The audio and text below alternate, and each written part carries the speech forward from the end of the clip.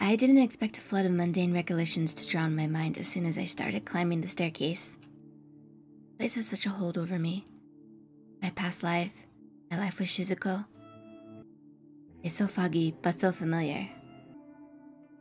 I don't even feel like the same person I was back then. But of course I'm the same. I'm still me.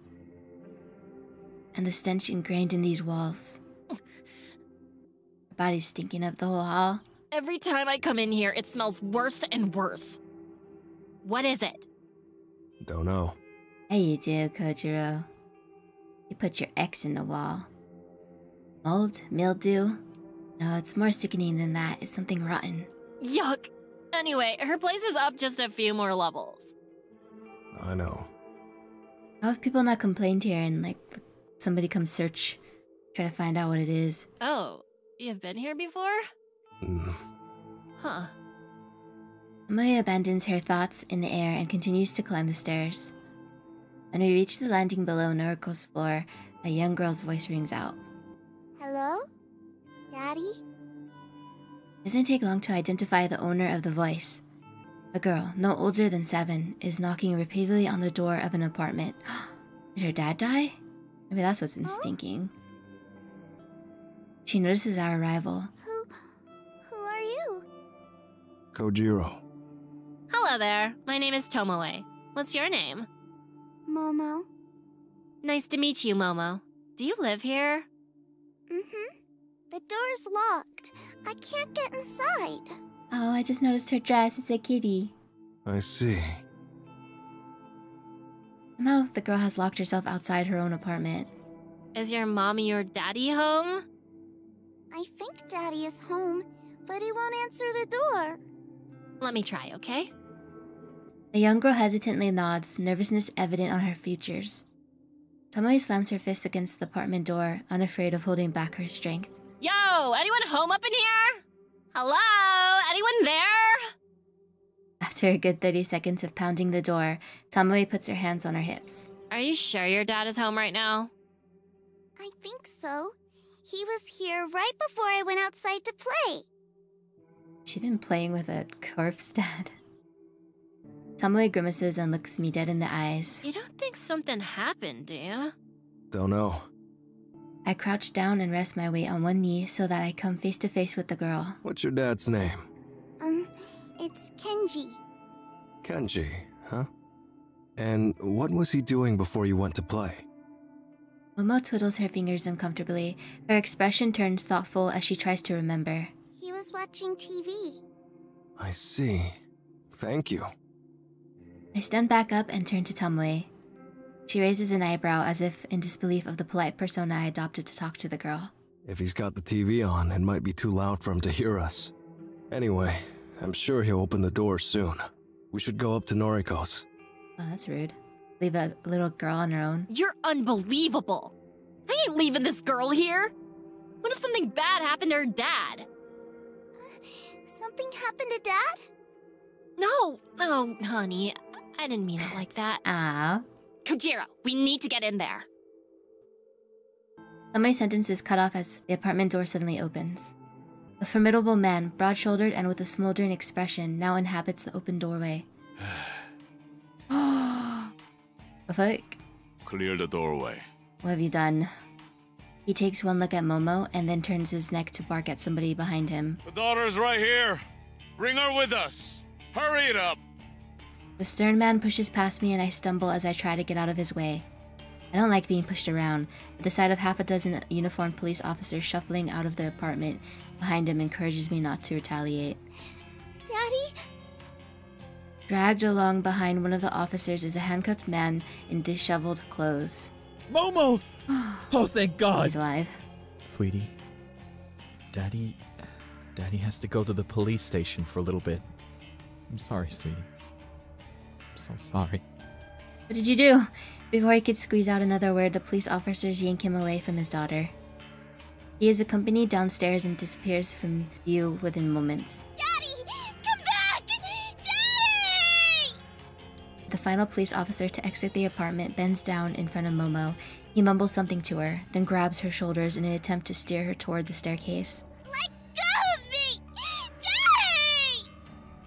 fuck is going on here? Tomoe takes a step towards the officer, her fingers slowly curling into a fist. Don't you punch a cop! Don't. I clutch her fist in my own and force her to lower it. Don't get involved. It's a police matter. I think she understands my vague warning as she stops struggling against me. Momo. The young girl is escorted downstairs, and Tomoe stands defeated next to me. What the hell just happened?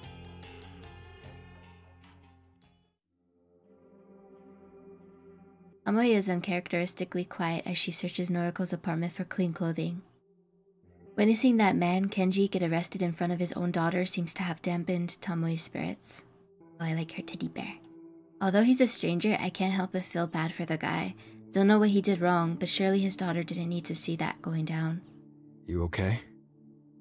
Tomoe ignores me as she rifles through Noriko's drawers. I decide to bite my tongue and simply take a seat on the edge of the bed. The first man to leave that apartment, the guy with broad shoulders. He looked familiar, very familiar. Seemed to be in charge of the officers. Detective? Yes, that's it.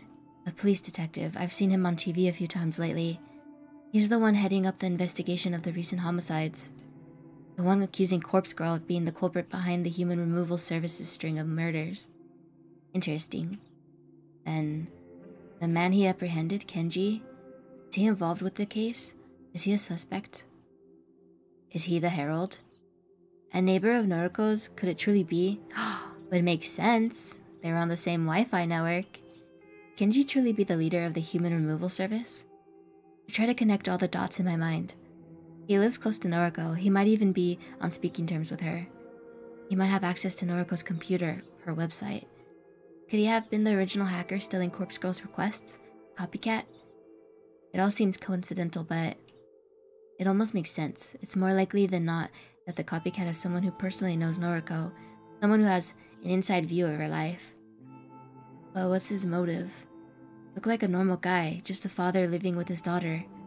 What could have inspired him to embark on a killing spree? Actually, for that matter, what inspired Noriko to do the same in the first place? Never mind that, it's irrelevant right now. Kenji, are you the one we've been looking for? Are you allied with Junpei Matsumoto? Are you the prophet, the herald, the one capable of standing toe-to-toe with Corpse Girl? Okay, I'm done. I blink a few times and look at Tomoe. She's standing with a pile of clothes neatly nestled in her arms. Can we get going? Yeah. Leaving now is for the best. I want to get home, want to spend some time with my thoughts. There's a lot of new information to sort through.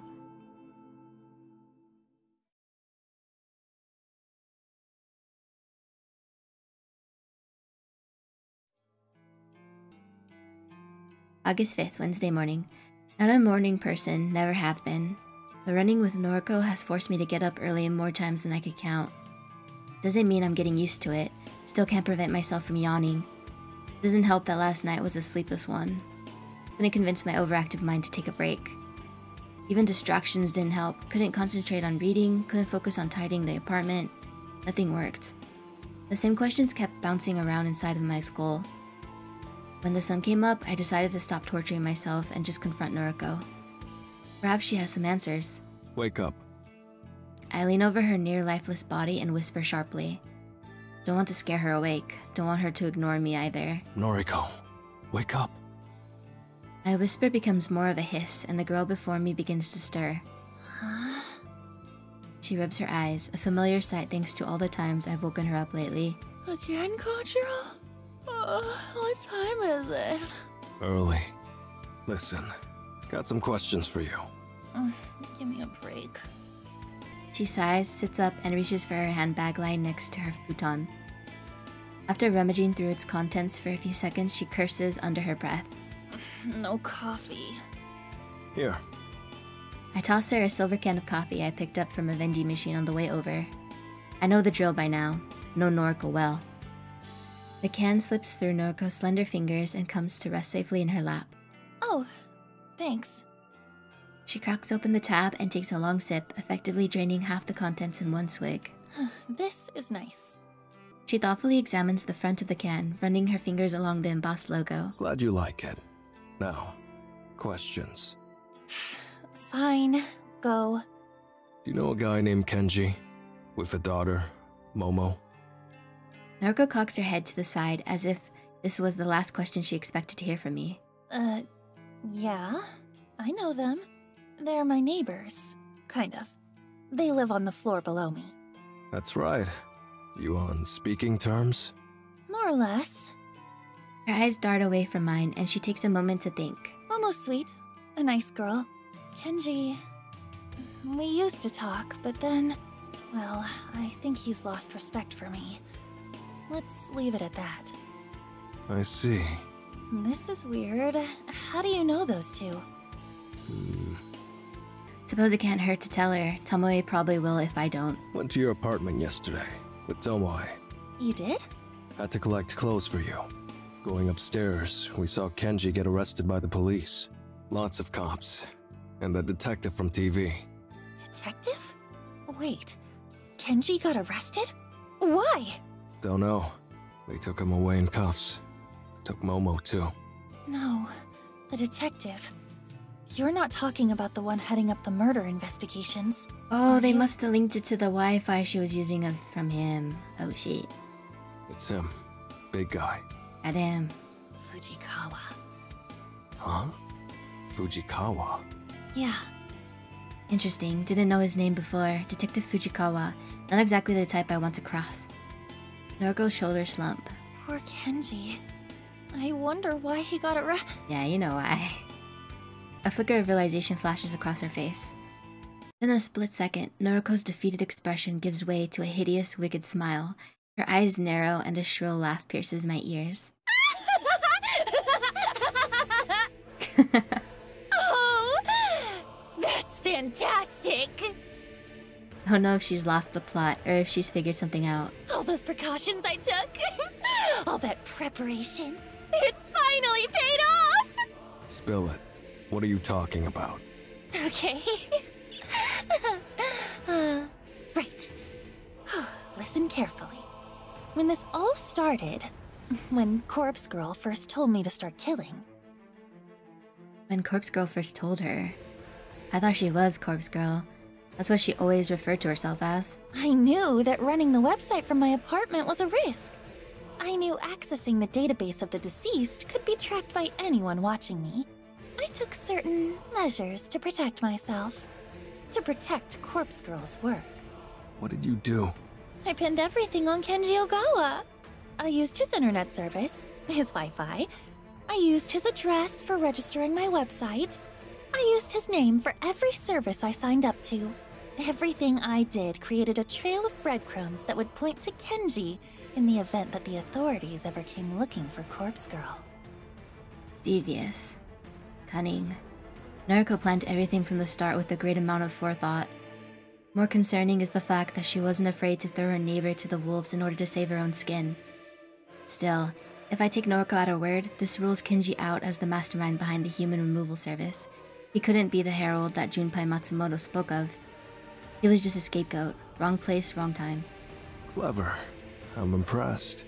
Thank you. It finally paid off. The police will either treat Kenji as the culprit, or release him once they figure out he's not who they're looking for. Either way, they'll be back to square one.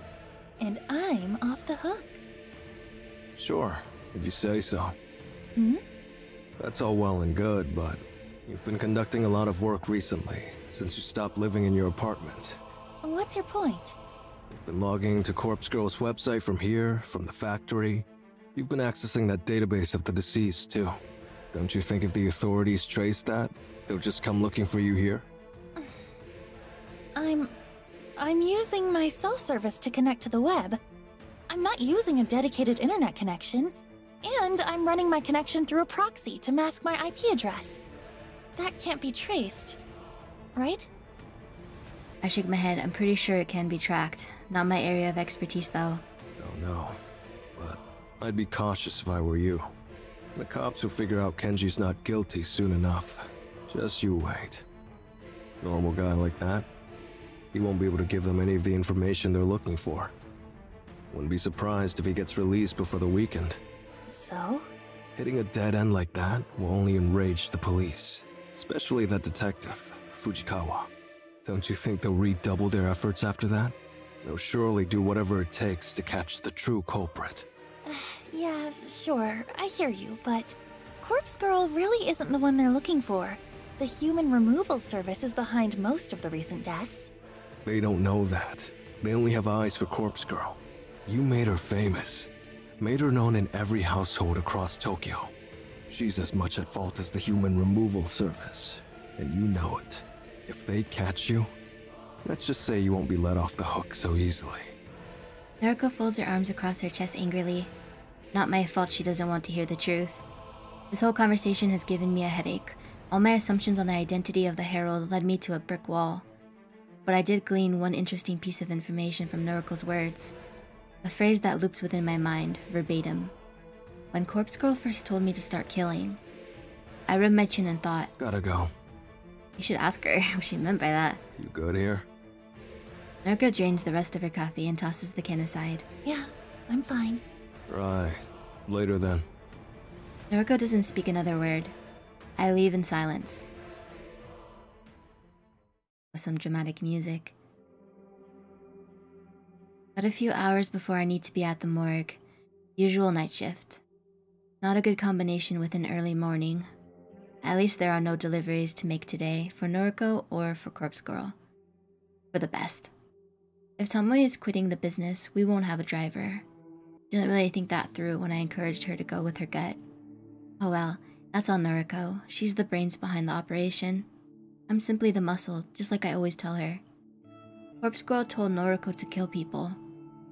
That's what she said. That's what Naruko... What Corpse Girl...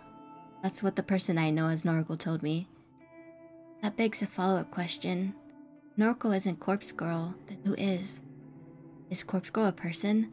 Someone whispering instructions into Naruko's ear? Has that always been the case? Was I so blindsided by Naruko's ambitions for grandeur that I disregarded the truth behind her words? Is Naruko nothing but a puppet?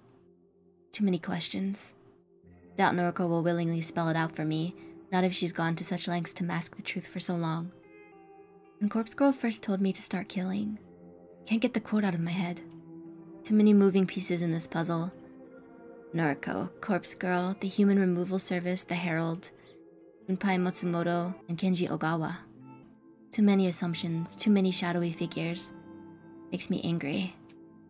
Don't like it when I don't understand something. I'm clever, sharp, like to know everything. Like to predict what's going to happen next. Like to remain one step ahead of everyone I know. Right now, I feel 3 steps behind Naruko, behind whatever Corpse Girl is. Maybe Tomoe has the right idea. Maybe getting out of this situation is for the best. Though, could I really make a clean break? Could I really just walk away? Naruko isn't afraid to play dirty. That has become increasingly more evident, especially with the Kenji situation. If I walked, would I have to be on guard for the rest of my life? Would I have to be cautious of every shadow that flits in the darkness? Would Corpse Girl come to claim me as her own? That begs the question. If Tomoe quits now, will Naruko try to buy her silence with blood? She'll do anything to ensure her name isn't dragged through the dirt. Tomoe knows too much, as much as me. She could compromise Naruko's entire operation if she lets the wrong words slip out in front of the wrong people. Because of that, I have to believe that Naruko won't stand for it. Tomoe's life will be in danger if she quits now. I don't know how. I don't know by what measure Naruko will strike from the shadows. The girl is weak of body, strong of mind. And her ambitions are stilled by some otherworldly force of will. Noriko won't let Tomoe walk away from this. Speaking the words aloud and hearing the echo throughout my apartment helps reaffirm the truth. I have to warn Tomoe. I don't know if it's too late.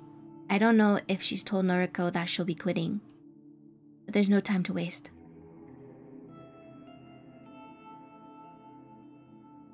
Oh damn, this is a nice house. Can I help you? Tomoe in? She's, Are you a friend of hers? Yeah. This is an emergency. Really? Hang on. I'll go get her. I wait patiently as the guy I assume Tomoe's boyfriend goes to fetch her. It's fairly late now. The sun is setting. I might miss the start of my shift at the morgue. This is more urgent. Kojiro? What the fuck are you doing here? Need a word. How'd you get my address? You know what? I'd rather not know. Tomoe, who is this guy? Why does he smell like... Long story. Is he bothering you? Should I, Oh, what if she tells her boyfriend and her boyfriend's dad is the detective? Should I take care of him? Oh, Shinya. My nostrils flare a little as I choke back a laugh. This guy is pretty scrawny. I'm no martial arts champion, but I find it hard to believe he'd pose a threat to me. Nah, it's all good. He's harmless. Mostly. I see. He flashes me an untrusting glare. Need to talk. It's important. Fine, come in, come in. Him. I point a finger at the boyfriend. He needs to go. Seriously? Yes, come on. What do you think I'm here to talk about? Ugh. Yeah, fair point. Shinya, can you, like, clear off for a bit? Tomoe, I want to know what's going on here. Now he jealous. Just who is this guy? Is he an ex-boyfriend of yours? Because I'll fight him. You just watch me. No need for that. Not here to steal your girl. Just listen to him, Shinya. You've no need to worry. Fine then. I can tell when I'm not wanted. Oh, Shinya, don't be If upset. anyone needs me, I'll be outside. The boyfriend storms off like an upset toddler, and I finally allow myself to crack a smile. What a catch. Shut up. You don't know him like I do. Okay. Tomoe shuts the front door, leaving us alone in her apartment. So what the fuck is this all about? I need to know. Have you told Noriko you're quitting? Nah, not yet. Surely you could have asked me that over noise. Probs. Thought you might be in danger already.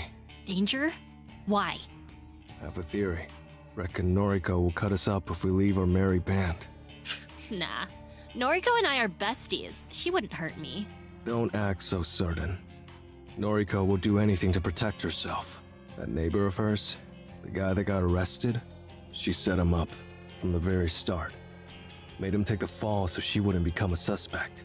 You're shitting me. Dead serious. And I take a moment to consider the best way to announce my next theory. don't think Noriko's working alone. Tomoe simply frowns at what I consider to be a startling revelation. Well, of course she's not. We're working with her. Guess I didn't explain it well enough. Not what I meant. Noriko may not be the ringleader here like we assumed. She said, and I quote, "When Corpse Girl first told me to start killing," end quote. Tomoe's silent contemplation convinces me that I'm onto something. Something that neither of us had stumbled upon previously. Well, shit. I thought Noriko was Corpse Girl. She always calls herself that. In fact, she even admitted it to me once. Yeah, I remember it. I kinda suspected it and I asked her about it, and she confirmed it. Sure about that? Well, pretty sure, yeah. Interesting. Now I'm starting to doubt myself. Don't sweat it. Noriko does refer to herself as Corpse Girl. I'm sure of it. Right? I thought so. But I'm still uneasy about it. Someone convinced her to start killing, and she seems to think it was Corpse Girl. Ugh. I don't get it. Neither do I. But I'll get to the bottom of it. Right. For now, for your own safety, don't tell Noriko you're quitting.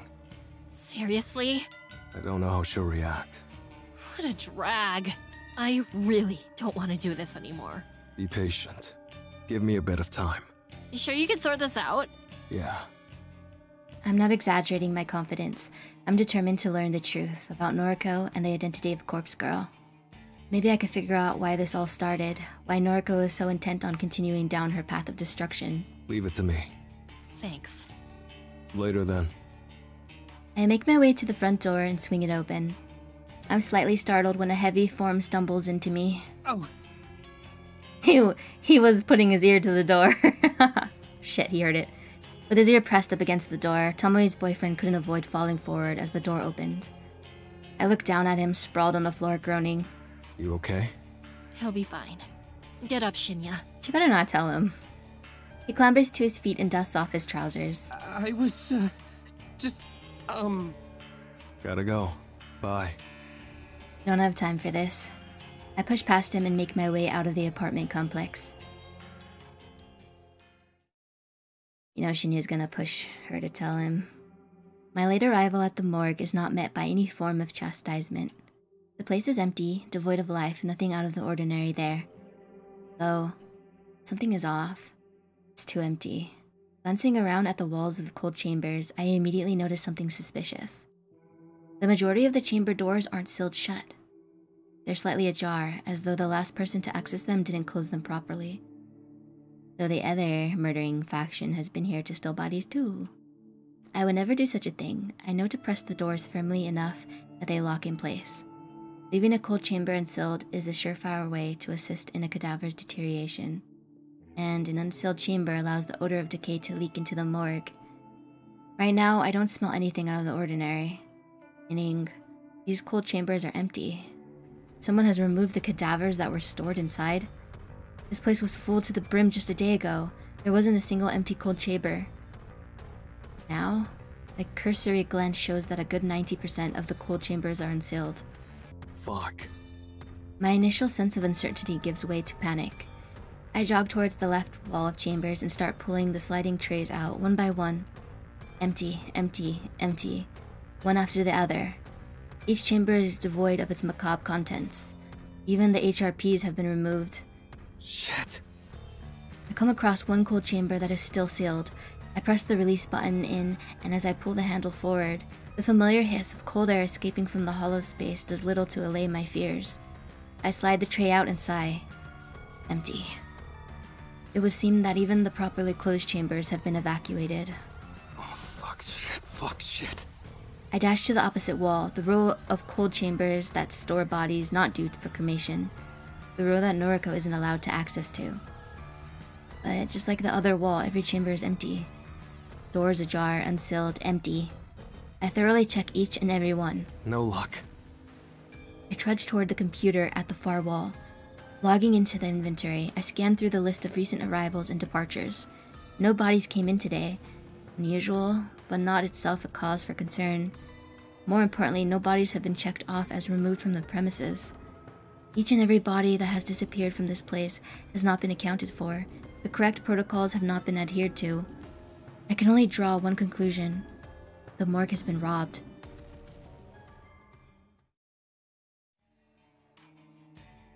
Sorry to rock up so late.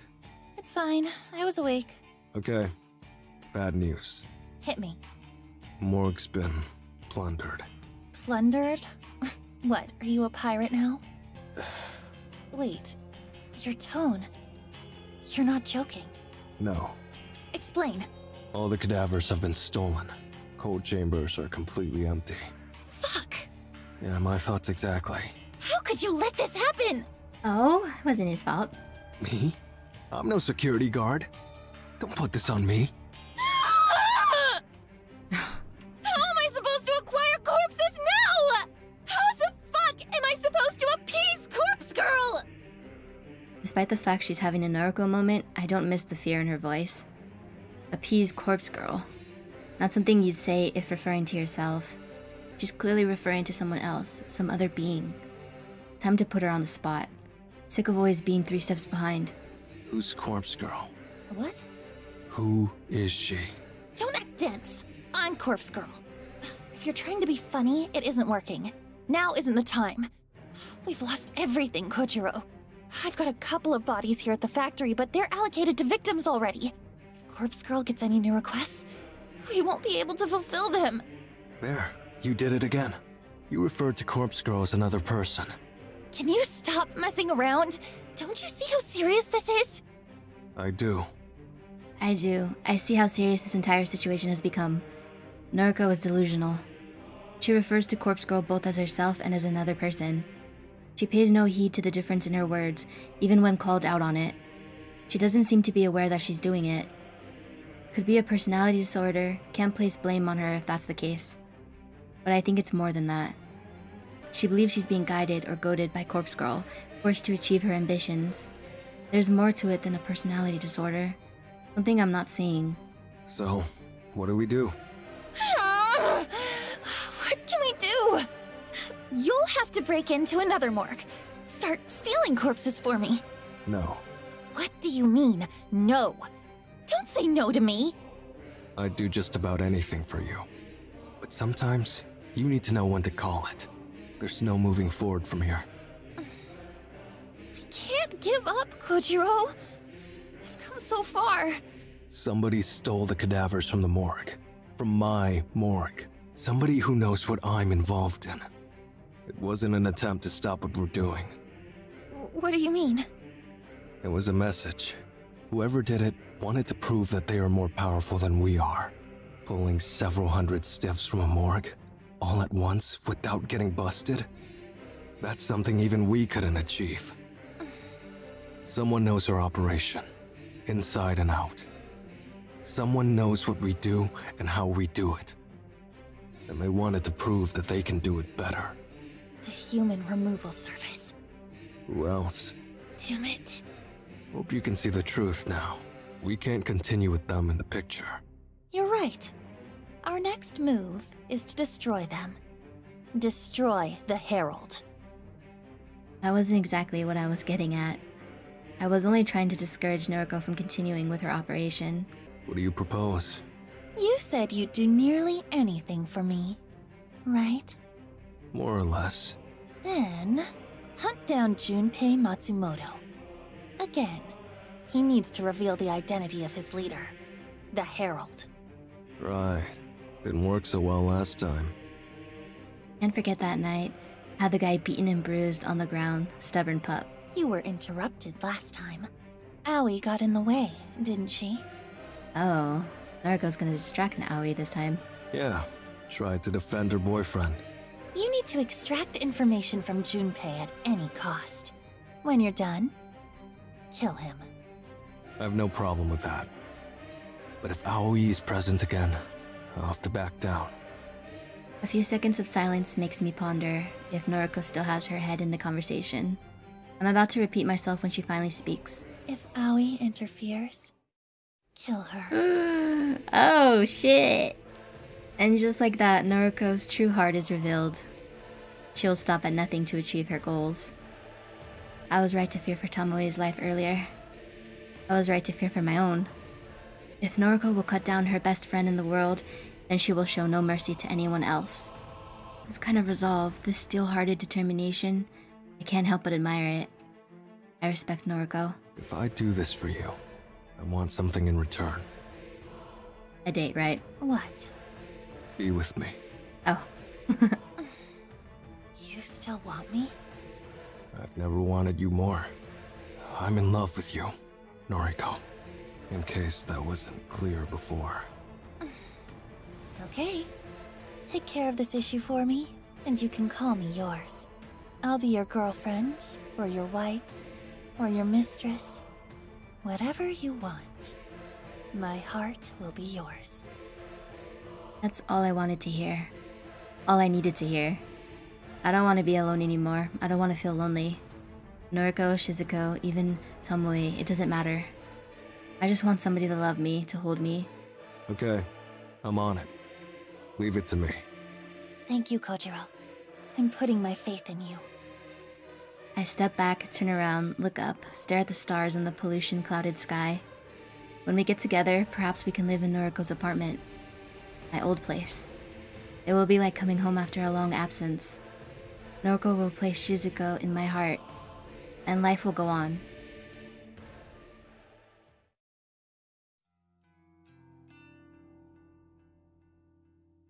August 6th, Thursday afternoon. It's the same stakeout as last time. Junpei Matsumoto, in his infinite wisdom, posted on Noise about visiting the maid cafe today. What an idiot.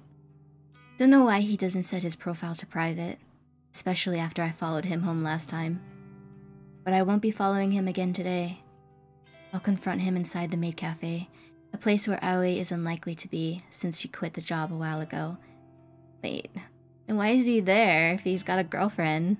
Although, did she really quit? If memory serves, she was dressed as a maid last time I encountered her.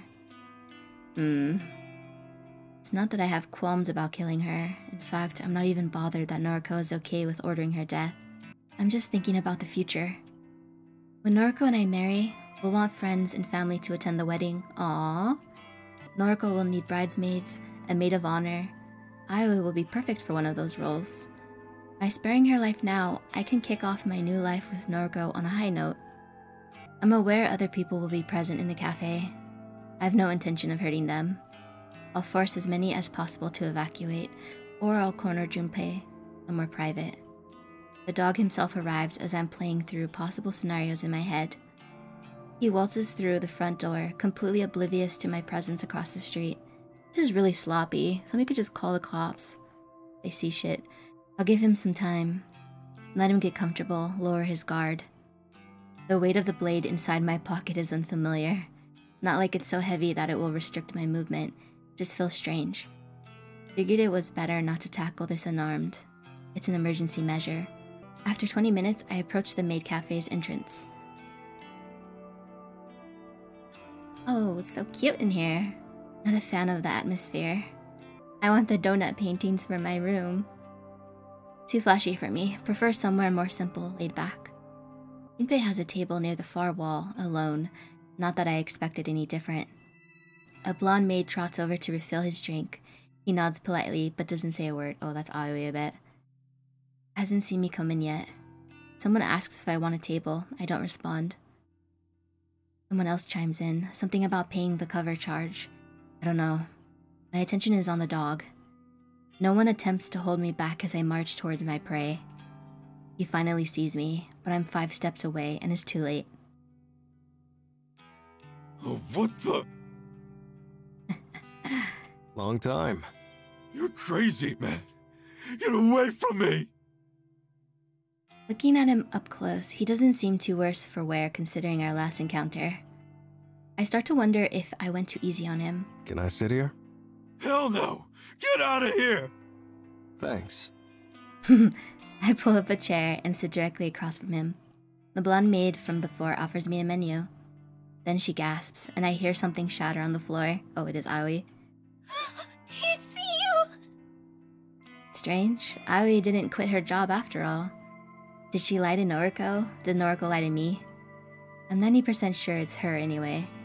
Stay back, babe. I got this. Yep, it's her. Thought you quit? Huh? What? Don't tell her!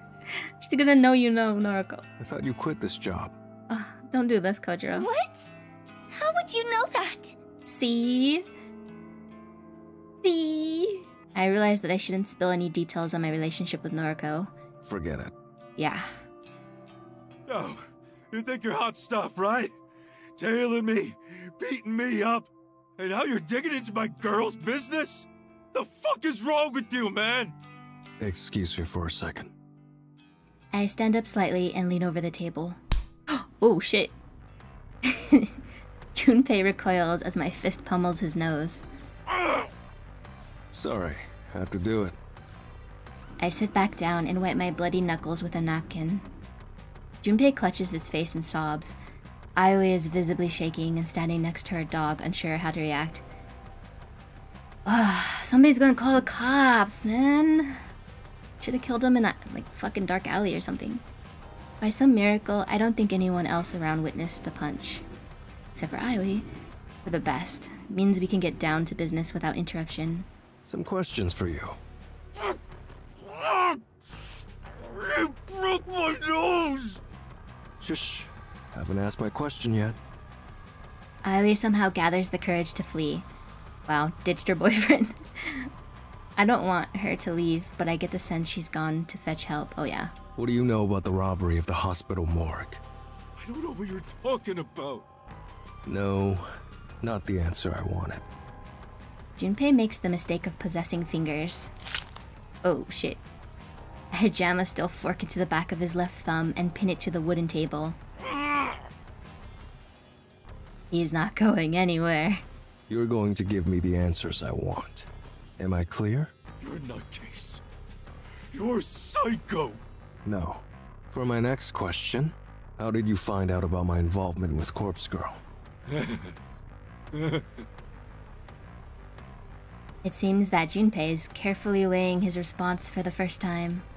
Instead of outright defiance, he wisely chooses to grant me a satisfactory answer. It wasn't hard, man. You're not the most stealthy dude around, you know? Explain. You and that blonde gal girl, Tomoe Watanabe, you're not cautious enough. Oh shit, are we gonna like take this full on to our team to be sneak? So he knows Tomoe's identity and her involvement.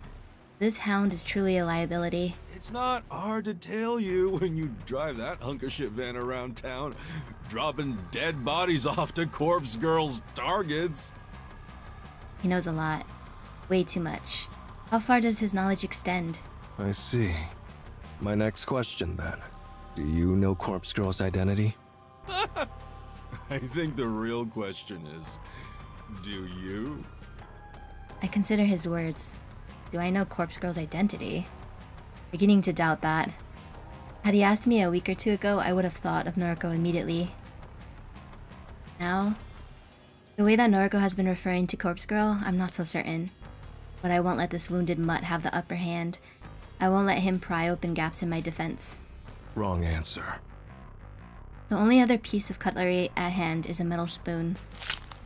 Oh, I drive the slightly pointed rear end of it into the pointer finger on Junpei's already injured hand. Corpse Girl's identity? Fine. Noriko Kurosawa. Oh. Interesting. I see. A hesitant tap on my shoulder from behind me causes me to turn.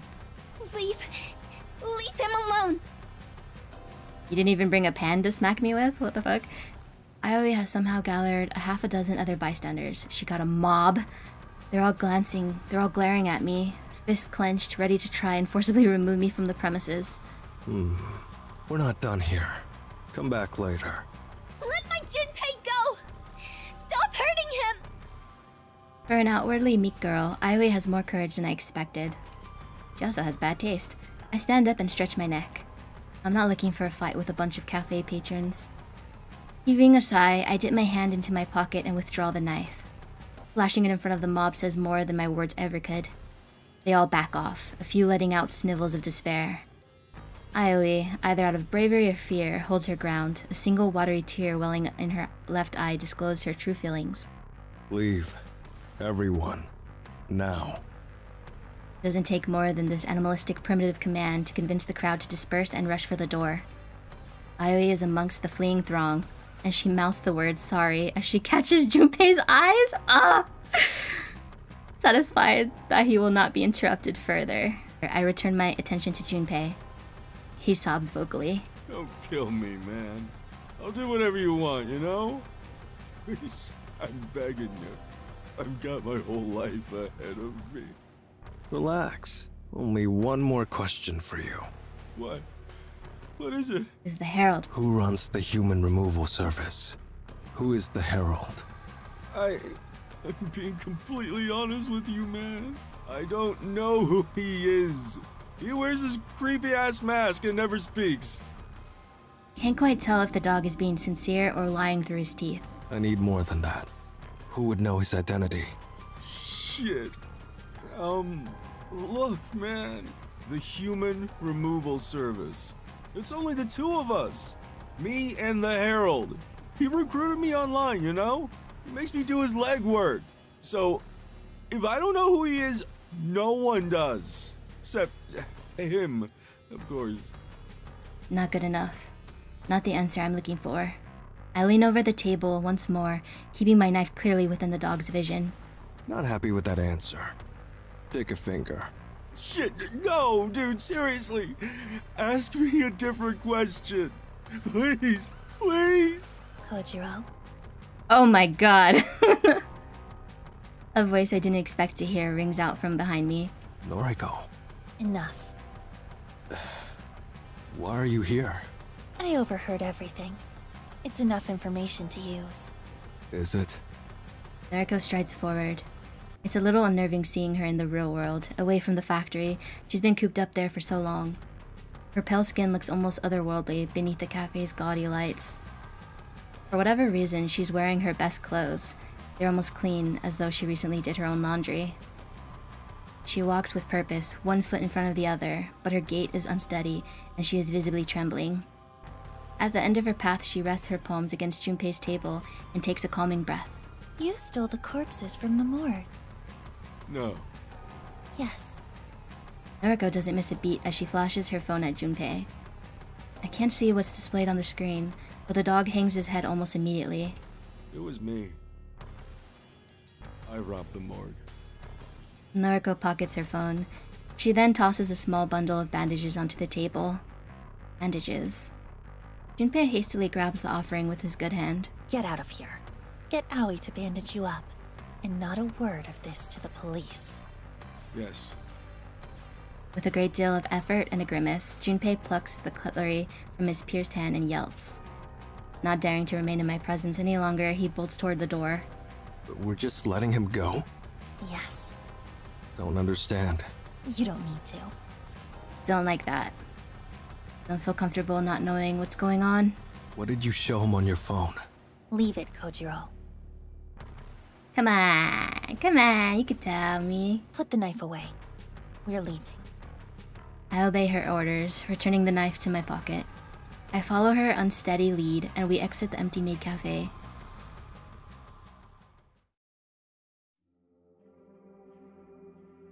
Noriko gasps unhealthily as she quickly consumes her weight in water. With a loud swallow, she brings her sleeve to her lips and wipes her mouth dry. The empty water bottle clatters against the concrete, and Noriko's gaze returns to me. Oh, I think I should end the episode there. This is a long one, but it's so good.